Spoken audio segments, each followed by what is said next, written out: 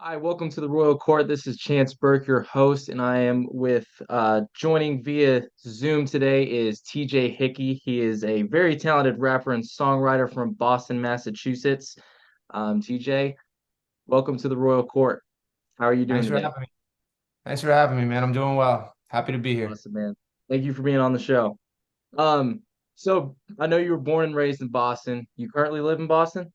I do. I do. I actually bought my parents' house, so I'm on the same street that I spent my early childhood at. Awesome. Big sports fan? I know you played hockey, but are you a big sports fan? Yeah. I'm probably the biggest into like the Patriots and the Bruins. I was a football player as well in high school, so those are probably my biggest sports. And then, I'm a bandwagon Celtics and Red Sox fan if they ever do get into the playoffs, and it looks like the Celtics will be good coming up. So definitely a big Boston sports guy for sure. Awesome. Yeah, I just wanted to see because I know some people tend to have teams all over the place, but I kind of figured you'd be a home Boston guy. Good So yeah, and guess. I figured you'd be a big Bruins guy, and then Patriots, they've had a couple rough years since Brady departed, but it might get better. I don't Yeah, know if you you'll gotta find the you next gotta stay Brady, but true. We've been spoiled. We've been spoiled. I'll be the first to admit we've been spoiled. So yeah, you got to be with them in the good times and the bad, right? yeah, amen, amen. So getting into music. What made you start rapping? Did you have like any idols you looked up to, or like what made you get into it?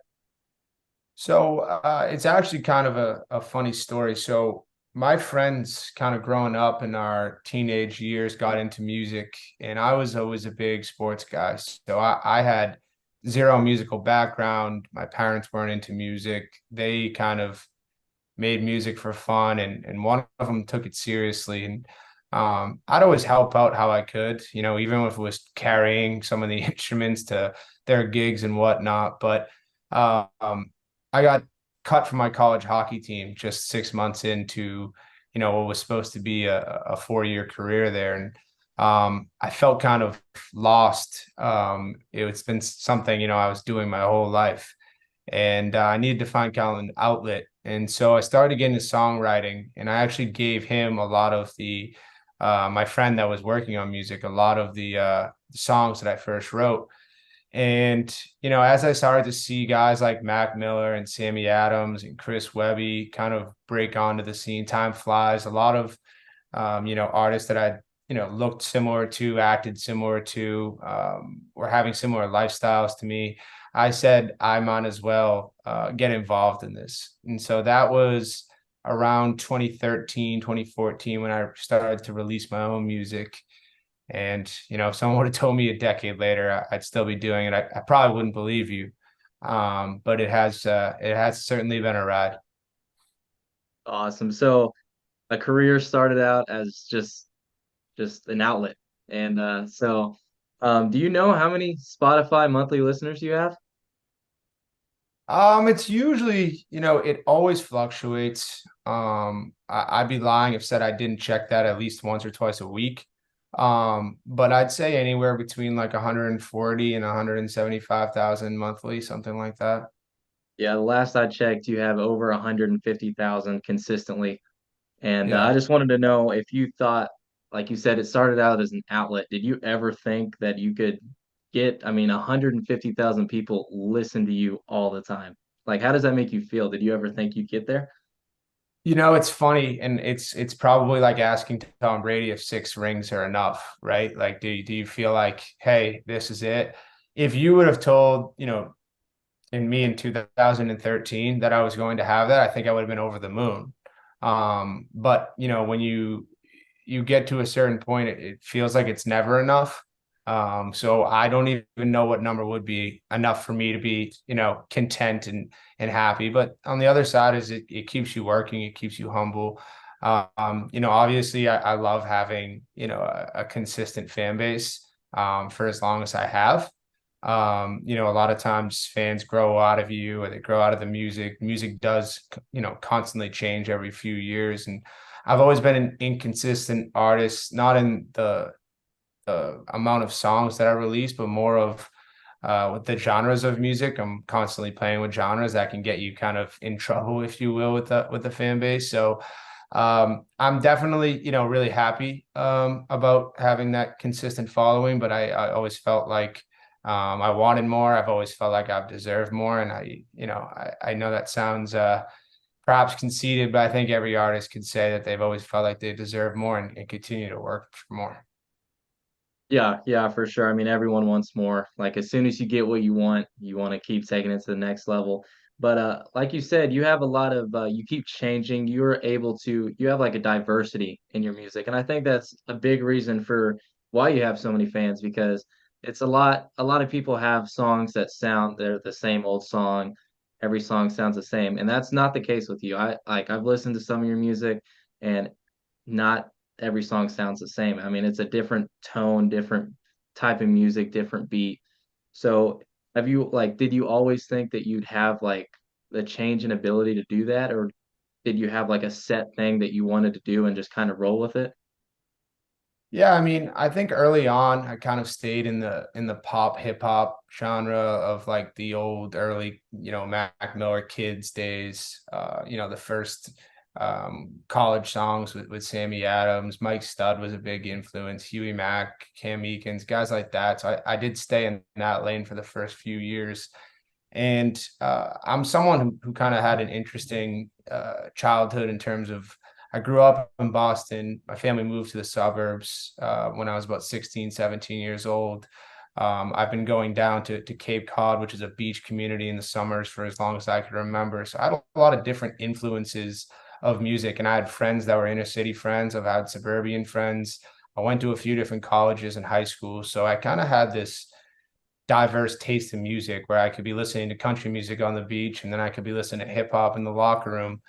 And I've always kind of had an appreciation for people that would make different types of music. So when I first started to make music and have, a little success, I started to talk to labels and they would always say that it was too diverse and I need to kind of narrow my music genre. And it was something I was really uncomfortable with because I've never been able to listen to, the same production and listen to the same artists. And all of my favorite artists are artists that make a ton of different music. I mean, guys like Post Malone, guys like Russ, guys like Drake, they're all people that I respect the most because of their ability to make different types of music and actually chart in different genres. I think it's something that for me is the most exciting part. I think when you're looking at things in kind of an algorithmic world, it does inhibit you in the sense that, you're not exactly on the hip hop radar every single time you release a song. You're not exactly on a country or a pop. So I definitely think it has its setbacks, but I'd say, if someone's going to ask me my biggest strength in music, I would never say I think I'm the best singer. I would never say I think I'm the best rapper, writer, etc. But I would say like my diversity in terms of being able to change pitch, change tone, and change genre almost every week for the last 7 or 8 years is definitely something I'm proud of and continue to want to continue to do. No, yeah, yeah, I totally agree. Every song I listened to, I mean, the lyrics were great, your vocal range was great, but I agree with diversity, I think is because you can never get tired of listening to somebody that has so much diversity because if you keep listening to hip hop, listening to country, eventually you're going to want to switch genres. But with you, I think that's why the fan base is so consistent. I mean, like you said, it's usually between 140,000 and 175,000 on just Spotify. So it's not counting Apple Music, other streaming Right. services like that. So I think that's why, which is a great strength to have, especially in the music, like you said. But let's say I wanted to get in the music industry or somebody else. What advice would you give to them? I mean, I'd say first and foremost, you have to love it. I think a lot of people that get into kind of this social media influencer, if you will, kind of aspect, do it a lot for the attention and for posting stats and posting status. I truly think my favorite part of making music is sitting here in my room and just listening to production and humming melodies and humming harmonies. And just seeing how creative I can get and how different I can get from probably a whole different genre of song that I made just a few hours back. So you really have to love it because I think a lot of people that get into this come in for a month, a year, 2 years, 3 years, and then they don't kind of get that success that they want overnight and they give up. I think they might get down on themselves, probably perceived to others as a bit of a failure. And we were talking about kind of the fan base that I've had over the years. I think I would still make the music if I didn't have any fans. And that's something that I've grown to understand a little bit more than I think a lot of people that get into this and get out of this. Um, but it's definitely something if you're going to get into it. Now, everyone has different expectations and different reasons for getting into it. Maybe you don't want to become successful at it. Maybe you just want to do it as a hobby. And that's all good and well. But I'd say, you take a lot of criticism when you get into the public spot. You take a lot of criticism when you're kind of putting your feelings, your songs, your ideas out into the world, which, as we know, with social media, is a very judgmental place to get involved in. So you really do have to kind of love it, the process of doing it every day. Yeah, for sure. I mean, they say, if you love what you do, you never work a day in your life. So, I mean, yeah, that applies to even music. I mean, it doesn't just apply to like a 9 to 5. That applies to music too. So, yeah, I definitely agree with that. Because if you love what you do, I mean, it's gonna make you want to be better. It's gonna make you work harder. So, yeah, I think that most music artists probably love what they do, and that's a big reason for why they give it so much. Are you working it on anything right now, like any songs, albums? Yeah, so it's funny. I get asked about album kind of releases all the time. I have kind of thought about putting together an album. I've had ideas to put. I've made so many songs that I've never finished, never gone back to because I've always felt like my best song will be my next song type of attitude. But I have thought of to go back and kind of make a short album of maybe one verse, two chorus songs that we could have fans get involved with on maybe finishing those songs up or throwing a featured artist on it. But for the most part, I mean, I have a ton of music. I plan on dropping, if not every week, every other week, just as I always have. In terms of the album, I'm not quite sure. I have a couple songs that we're getting up on some platforms that could help expand, the potential of the song. So I'm trying not to overcrowd a lot of the already existing music I have, but at the same time, I'm also trying to create the next best song. So you'll definitely, from what to expect for the next few months, few weeks, it's definitely just a lot of music, and we'll see if we get an album or not. Awesome. And I know I saw that you went on tour in the past. Do you think you would ever consider going on tour again? COVID kind of got in the way of a lot of the plans that I made. And so, I've been doing this for a while now. I do feel like I kind of did my time in terms of touring, in terms of, doing shows in front of 50 people, doing shows in front of 10 people, and then, been being lucky enough to do shows in front of thousands of people. So, if I was going to do something like that again, it is very rigorous, to do a tour. It would need to be the right opportunity. And so I would never say no. So it's something I'm always keeping my eye on. But as of right now, I'm really just focused on the music and the content to put out with it. Awesome. Yeah, I saw a lot of comments and people, are ready for the new music to drop, new albums if coming and tours.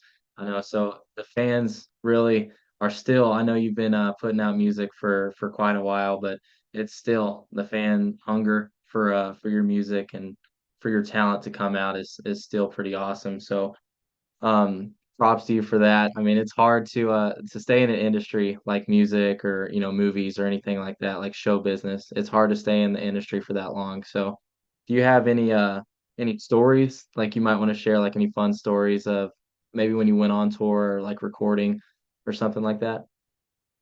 Yeah, I mean, I have countless stories. I'll give you my most embarrassing story because it's probably my most iconic story. I was lucky enough to go on a tour with three artists that I really looked up to, and we're on day 3 or 4 of the tour. We're all sleeping on a bus. We're all going out partying all night, waking up and going to a new city. And I asked all the headliners if they had ever forgot what city we were in, and they looked at me like I was crazy.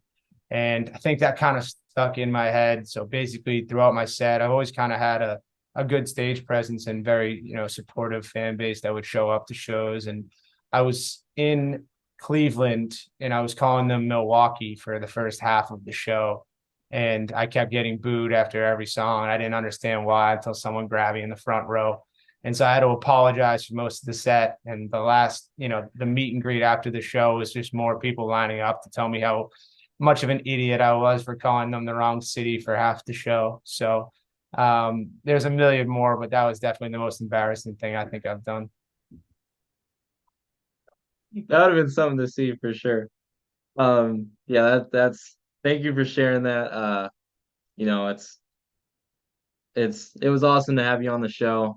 I really enjoy your music. I just got into it. I've been listening to a lot of your songs. I think my best song might be I know Bet It Right's probably your most streamed song. I think that's what it was on Apple Music. But I like Do More. I think Do More is my favorite song that you've been on. Do you have a favorite song that you've been a part of? Yeah, I mean, I get asked that a lot. I have so many different like moods, so it kind of depends on what time of year it is, what I'm doing. Like I have songs that I'm probably most proud of that are probably don't get the most plays. I mean, Do More is, a song that I've always been proud of. Hoping in the next few months we're kind of shop that music around. So hoping to see some big springs with that song. I really don't have a favorite song. Again, I think they all have their place in my heart, but depends on the mood, depends who I'm with, depends what I'm doing. But I think that's the fun in it, right? I think some days I'll listen and say, hey, this is my favorite song, or I'll change it, not even a few hours later. And I have pretty close to 200 songs out on Spotify and whatnot. So I think my favorite song is always the newest one, and then you kind of make a new one, and that goes to your favorite song. So it's definitely fun to never have it be a favorite song and never get to recreate that. Yeah, for sure. That's usually how it is with music people. Their most streamed song or something, it's just a song to them, and then like one of the ones that they hold dear is doesn't get as much views or streams or something like that. So um yeah, I totally understand where that's coming from. I've talked to a few other people in the music industry, and they had the same exact reaction to the question. But that's pretty much it. I hope you you know go on tour again. I know a lot of your fans are wanting that, and I hope you put together an album because again, the fans are really wanting that, and I look forward to listening to some of the new music you put out. But again, thank you for coming on the show and taking the time. It was awesome meeting you and getting to know you more. So thank All you. right. Hey, thank you very much, man. Good luck.